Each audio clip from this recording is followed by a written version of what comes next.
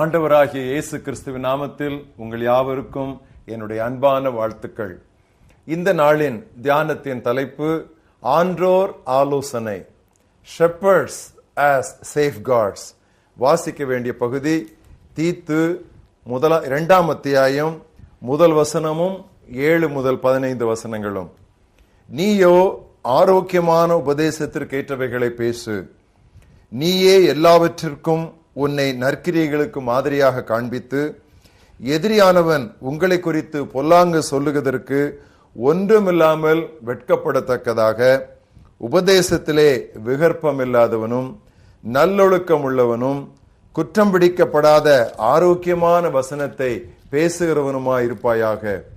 வேலைக்காரர் நம்முடைய இரட்சகராகிய தேவனுடைய உபதேசத்தை எல்லாவற்றிலும் அலங்கரிக்கத்தக்கதாக தங்கள் எஜமான்களுக்கு கீழ்ப்படிந்திருந்து எதிர்த்து பேசாமல் எல்லாவற்றிலும் பிரியமுண்டாக நடந்து கொள்ளவும், திருடாமல் இருந்து சகல விதத்திலும் நல்லுண்ணன்மையை காண்பிக்கவும் புத்தி சொல்லு.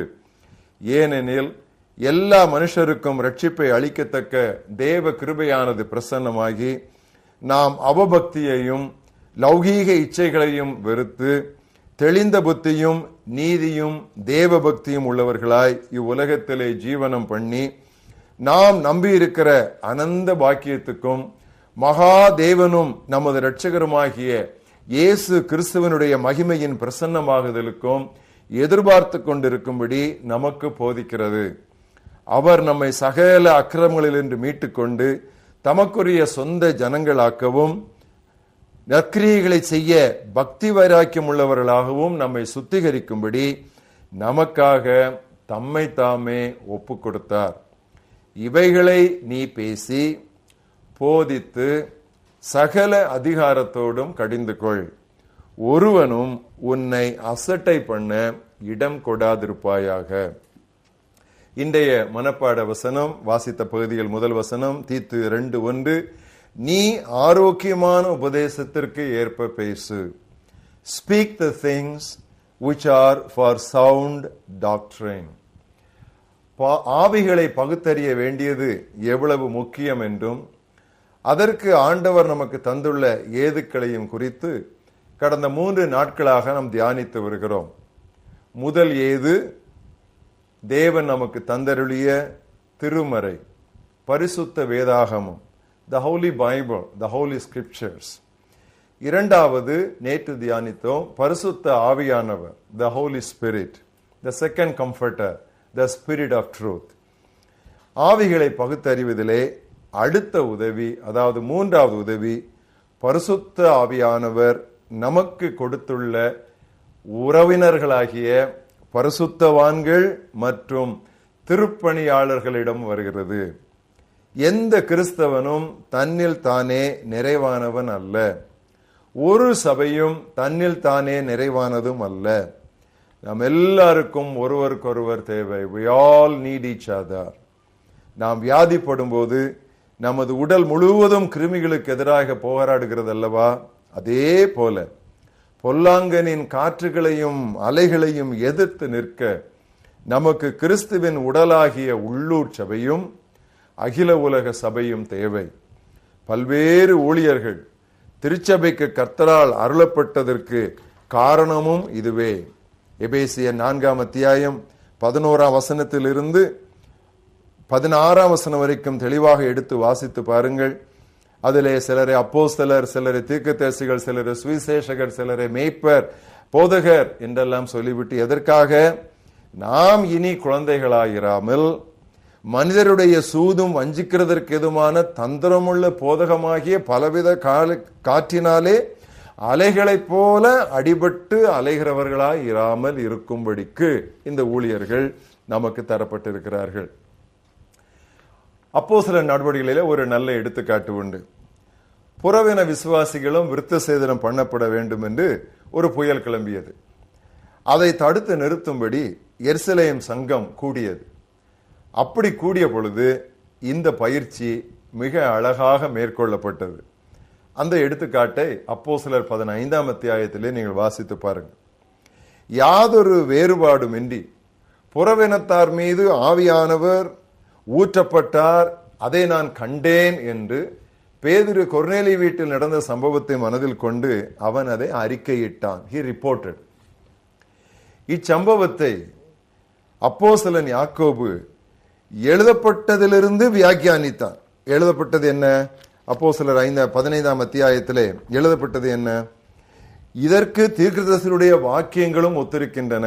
எப்படி எனில், மற்ற மனுஷரும் என்னுடைய நாமம் தரிக்கப்படும் சகல ஜாதிகளும் கர்த்தரை தேடும்படிக்கு நான் இதற்கு பின்பு திரும்பி வந்து விழுந்து போன தாவீதின் கூடாரத்தை மறுபடியும் எடுப்பிப்பேன், இவைகளெல்லாம் செய்கிற கர்த்தர் சொல்லுகிறார் என்று எழுதியிருக்கிறது என்று யாக்கோபு அதை சொல்லுகிறார். முதலாவது பேதுரு தான் கண்டதை சொல்லுகிறார்.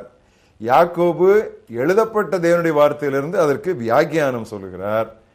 இந்த இரண்டும் சேர்ந்து அவர்கள் எல்லாரும் கூடி வந்த பொழுது அவர்களுக்கு ஒரு கருத்து ஒருமைப்பாடு உண்டாகிறது. இந்த கருத்து ஒருமைப்பாடு உண்டான உடனே அதை அவர்கள் விசுவாசிகளுக்கு அறிவிக்கிறார்கள். விசுவாசிகள் மகிழ்ச்சி அடைந்து நிலைப்பட்டார்கள் என்று நாம் வாசிக்கிறோம். அனுபவமிக்கோரோடும் தலைவர்களோடும் கலந்தாலோசிக்க வேண்டும் என்பது சபை சரித்திரத்தை ஆராய்வதையும் உள்ளடக்கும். புதிய காரியங்கள் என தோன்றிய பல போலி மார்க்கங்களாகவே கல்ஸ் முடிவடைந்திருக்கின்றன என்பதே சபை சரித்திரத்தின் சான்றாகும். எழுப்புதலின் காலங்களில் நிசமானதும் போலியானதும் பெரும்பாலும் கலந்தே காணப்படும் என்பதே சென்ற காலங்களின் எழுப்புதல் வீரர் நிபுணர் பலருடைய தெளிவான சாட்சி. கேள்விக்குரிய இன்றைய அனுபவங்களுக்கு சாதகமாய் பேசும் சிலர் பொதுவாக சொல்வது கனிகளை பாருங்களேன் என்பார்கள். கனிகள் என்றால் அது வாழ்க்கை மாற்றத்தையும் வாழ்க்கை முறையையும் மட்டும் குறிப்பிடாது. சுவிசேஷத்தை கலப்படம் பண்ணினாலும் ஒரு சில நல்விளைவுகளை தரக்கூடிய அளவு வல்லமை சுவிசேஷத்திலே உண்டு. இது நம்மை தவறாய் நடத்திவிடக்கூடாது. கலப்பட சுவிசேஷ பிரசங்கிக்கப்படுகையில் அற்புத சுகங்களும் ஆசீர்வாதங்களும் மக்களுக்கு கிடைக்கின்றனவே, அது எப்படி என்று நாம் கேட்கலாம். பதில் எளிது. இத்தனை குறைகளும் தவறுகளும் இருந்தாலும் மக்களை ஆண்டவர் நேசிக்கும் ஒரே காரணத்தினால் நமது ஊழியங்களை அவர் பயன்படுத்துகிறார். மத்தேயு 14ஆம் அத்தியாயத்திலே 5000 பேரை அவர் போஷித்தார். சீடர்கள் அவரோடு கூட சரியானபடி சிந்தனையில் அளவிலே அவர்கள் ஈடுபடவில்லை. ஆனாலும் மக்களுக்காக அவர் அந்த அற்புதத்தை செய்தார். அப்படியே 15ஆம் அத்தியாயத்திலே 4000 பேர் மேலும் போஷிக்கப்பட்டதும் சீடர்கள் சொன்னபடி அவர் செய்யவில்லை. மக்களுக்காக நான் பரிதவிக்கிறேன் என்று சொன்னார். அற்புதங்கள் நடப்பது கர்த்தர் மக்கள் மீது கொண்டுள்ள கரிசனையினாலும் அவர்கள் மீது கொண்டுள்ள கருணையினாலே தண்டி பிரசங்கிப்பது சரி என்பதனால் என்று நாம் முடிவு கட்டிவிட முடியாது. அனுபவமும் முதிர்ச்சியும் ஞானமும் நிறைந்த மேய்ப்பர்களும் தலைவர்களும் மட்டுமே ஆடுகளை பாதுகாக்க முடியும். நீதியின் ஊழியர் போல் வேடம் போடும் கள்ள அப்போஸ்தலரின் முகத்திரைகளை கிழித்தெறிய அனுபவமும் முதிர்ச்சியும் ஞானமும் பகுத்தறிதல் திறனும் உள்ள ஊழியர் எவ்வளவாய் தேவை. எனவே தான் 2 கொரிந்தியரிலே அப்போஸ்தலனாகிய பவுல் இவ்வளவு அழகாக அவர் எழுதி வைத்திருக்கிறார். 11ஆம் அத்தியாயம் 13 முதல் 15 வரை வாசிக்கிறேன். அப்படிப்பட்டவர்கள் கள்ள அப்போஸ்தலர்கள், கபடமுள்ள வேலையாட்கள், கிறிஸ்துவின் அப்போஸ்தலரின் வேஷத்தை தரித்துக் கொண்டவர்களாய் இருக்கிறார்கள். அது ஆச்சரியமல்ல. சாத்தானும் ஒளியின் தூதனுடைய வேஷத்தை தரித்துக் கொள்வானே. ஆகையால் அவனுடைய ஊழியக்காரரும் நீதியின் ஊழியக்காரருடைய வேஷத்தை தரித்துக் கொண்டால் அது ஆச்சரியம் அல்லவே. அவர்கள் முடிவு அவர்கள் கிரியைகளுக்கு தக்கதாக இருக்கும். எவ்வளவு கவனமாய் இருக்க வேண்டும். அனுபவம் வேண்டும், அறிவு வேண்டும், முதிர்ச்சி வேண்டும், ஞானம் வேண்டும். இதையெல்லாம் நிரம்ப பெற்ற ஆயர்கள், மேய்ப்பர்கள், போதகர்கள், மூப்பர்கள், தலைவர்கள் இவர்களுடைய ஆலோசனைகளை நாம் கேட்டு தெரிந்து கொள்வது என்றைக்குமே நமக்கு பாதுகாப்பு. Shepherds and seniors and elders are safeguards God has given us. நீ ஆரோக்கியமான உபதேசத்திற்கு ஏற்ப பேசு.